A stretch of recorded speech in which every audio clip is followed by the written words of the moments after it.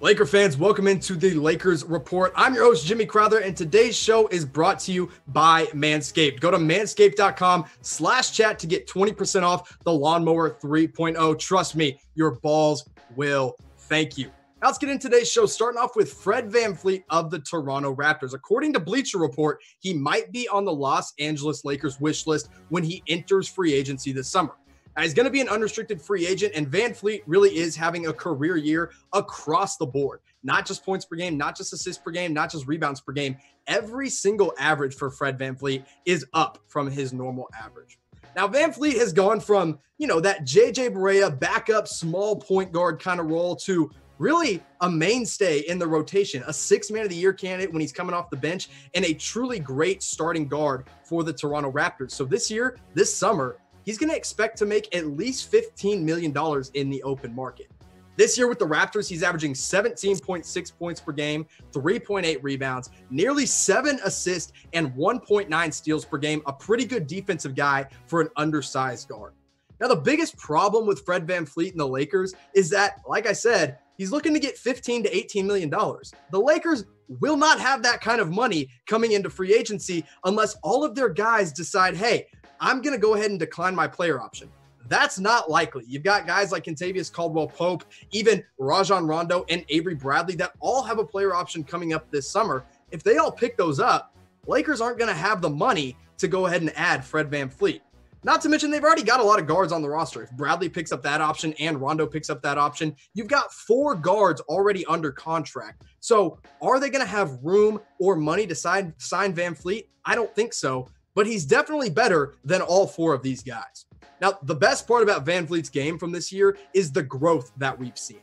His career averages from 2017 to when he was a rookie until last year when they won the NBA championship were 8.3 points per game, 3 assists, 2 boards, less than 1 steal, and he was shooting a little better than 39% from 3. He's always been a pretty good 3-point shooter. But then this year, he steps up. Kawhi Leonard's gone. Danny Green is gone. He gets more minutes, and look what he does with those minutes. 17.6 points per game, and then the assists go up to nearly 7 per game, and the rebounds go up as well. Only thing that took a little dip was his 3-point percentage, and that's only because he's taking so many more 3-pointers. VanVleet would be a perfect pickup for the Los Angeles Lakers, but the biggest problem is, and I'm sorry to break it to you, Bleacher Report and Lakers fans, the Lakers don't have the money to get Fred VanVleet. This kid's going to get paid big time this summer, and he deserves it. So yeah, he should definitely be a target for them, but don't get your hopes up. You don't have the money to pay a Fred VanVleet in free agency.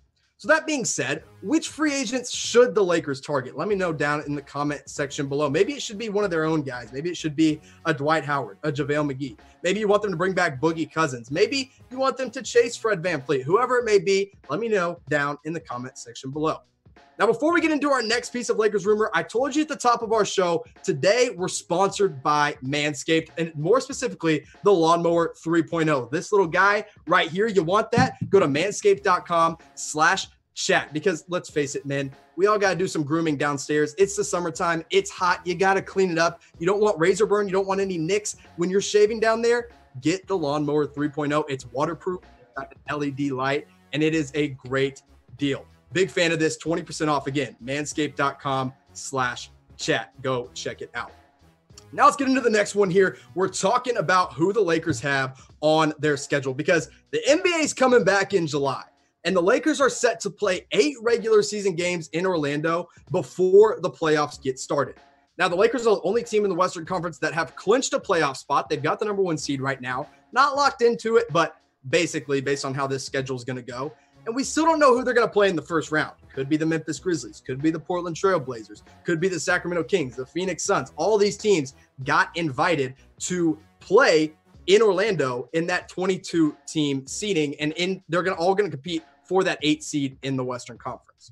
Now, I want to take a look at the next 8 games on the Lakers schedule, because these are the 8 games they're going to play in Disney World when the NBA returns. First up, they'll go against the Houston Rockets, who are 40-24. They're sitting around the 6th seed right now in the Western Conference, followed by the Denver Nuggets. And then they've got the Utah Jazz 2 times, back to back. That's important. We'll circle back around to that here in a minute.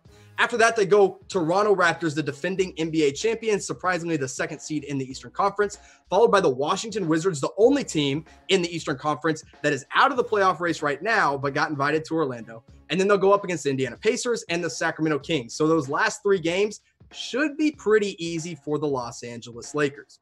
Now, as I already mentioned, and I just told you, they're playing the Utah Jazz twice. And that's important here because you're playing a team twice, you better get to know them.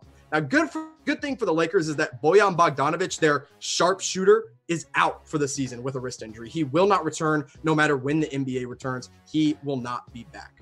Now, they currently have the 4th seed in the NBA, but I don't expect them to hold on to that 4th seed now that Bogdanovic is out and the fact that they have to play the Lakers 2 times. I'd expect 2 wins there for the Los Angeles Lakers. And the Jazz do have a really good team. It's not just Bojan Bogdanovic. I mean, they've got Rudy Gobert. They've got Donovan Mitchell. Good thing for them, probably the best thing for them, is that they have a good replacement for Bogdanovic waiting on the bench in Joe Ingles. He'll come in, do a lot of what Bogdanovic does on the offensive end, and do even more than Bogdanovic does on the defensive end of the floor. Now, another guy I like that they have is Royce O'Neal, a guy that they'll probably stick on LeBron James, even though no one can slow down the king. Royce O'Neal is a really good defender. I like him a lot. I like the Jazz a lot, but now that Bogdanovic is out, they've lost a lot of offensive game, and I think the Lakers are going to do pretty well in those 2 games against the Jazz. Now, Laker fans, if you haven't already hit the subscribe button on our Lakers only channel, you're going to want to do that because you don't want to miss a thing when the NBA returns, and even before the NBA returns, we're here 24/7. So go to youtube.com/LakersTV, or if you're already watching on YouTube, go ahead and scroll down and hit that big red subscribe button. Now let's get into our last little rumor here. The Portland Trailblazers apparently are going to target Dwight Howard and JaVale McGee in free agency. That is according to Bleacher Report. The Portland Trailblazers are going to have both of those guys on their free agent wish list. Now, both guys were great for the Lakers. JaVale started a lot of those games. Meanwhile, Dwight Howard was coming off the bench and really getting a bulk of the center minutes. You see Dwight put up better numbers across the board at 7.5 points per game, nearly 7.5 rebounds, not blocking quite as many shots as JaVale, but scoring around the rim a little bit more efficiently at 73.2% and getting closer to 20 minutes per game. Now, look at the Portland Trailblazers here. They've got Hassan Whiteside this year. They just traded for him after Jusuf Nurkic had that gruesome leg injury. But Whiteside's going to be a free agent, and I highly doubt he returns to Portland. There is no reason Portland will bring him back. Meanwhile, Dwight Howard and JaVale McGee are both hitting free agency, and the only money the Portland Trailblazers are going to have left to spend is a mid-level exception, which is the exact type of money JaVale McGee and Dwight Howard are expected to receive in free agency this summer. Now, I like Portland a lot. They had a lot of injury problems this year. Their biggest injury was that Jusuf Nurkic didn't play a single minute after that leg injury back in 2019 in that double overtime game against the Brooklyn Nets. But when he was healthy, these are his 2018-2019 stats. He was averaging a double-double. The Bosnian beast was after it every single night. 15.6 points per game, 10.5 rebounds, blocking nearly 1.4 shots. He's not a great rim protector, but he's just a big body down low. And one of the great things about Nurkic is that he is a really good passer out of the post. Let's remember, he played with Nikola Jokic for a year in Denver, so he knows how to pass the ball. And his field goal percentage, not bad at 50.8%. He doesn't really have much of a mid-range or a three-point game for a big man, but down low, he's going to finish well.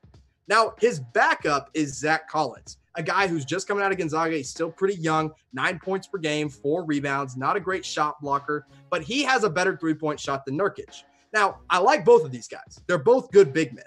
But the problem is, they're the only 2 big men that the Portland Trailblazers have under contract next year. So let's say they want to go chase a big man. They want a center. Well, let's take out the 2 Laker guys. Let's say they don't want JaVale. They don't want Dwight Howard. Maybe they'll chase after Andre Drummond. They'll chase after Derek Favors, Marc Gasol, Hassan Whiteside, DeMarcus Cousins. I like these guys, but the problem is if the Lakers lose JaVale and Dwight Howard, and they're going to chase after one of these big men to replace one of those 2 guys, they're going to have to overpay to really fill in that thinner gap that they're going to have in Los Angeles. Now, I like Dwight. I like JaVale. I want them to stay in LA. In fact, I think they both should. It's better for them, and it's better for the Lakers because they're going to win, and they're both going to get a pretty good amount of minutes on the Lakers. But which center does LA need to make sure they don't lose in free agency? If you think it's JaVale McGee, type J in the comment section below. If you think it's Dwight Howard, type D in the comment section below. I think JaVale is going to be a little bit more consistent and a little more important in free agency, but maybe you guys disagree. So let me know in the comment section below, Laker fans, and I'll see you next time.